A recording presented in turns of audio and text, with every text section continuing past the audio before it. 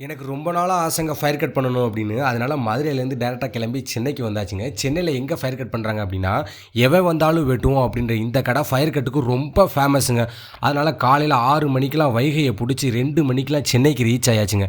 சென்னைக்கு ரீச் ஆன உடனே வண்டிய எடுத்துட்டு அண்ணன் கடைக்கு வந்தாச்சுங்க. அண்ணன் கடை பேரு பார்த்தீங்கன்னா, செலிபிரிட்டி ஹேர் ஸ்டுடியோ.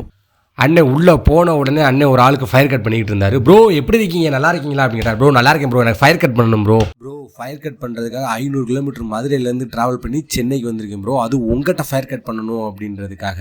"ப்ரோ நீங்கள் எதையுமே கவலைப்படாதீங்க ப்ரோ. நீங்கள் உட்காருங்க. ஹேர் அண்ட் பியர்டை ஷேப் பண்ணிட்டு அதுக்கப்புறம் ஃபயர் கட் பண்ணுறேன் ப்ரோ."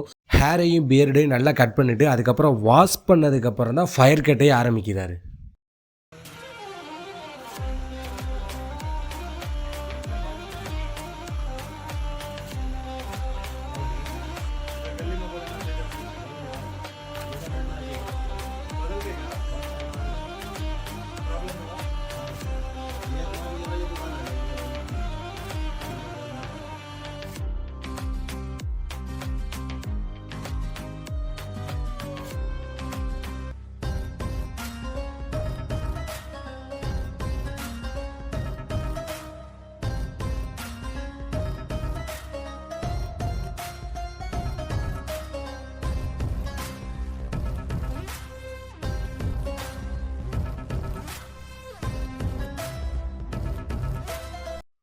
உண்மையிலே அண்ணன் சொன்ன மாதிரியே ஃபயர் கட் ரொம்ப சூப்பராக பண்ணிட்டாருங்க. அண்ணனோட கடை அட்ரஸை டிஸ்கிரிப்ஷனில் கொடுக்குறேன்.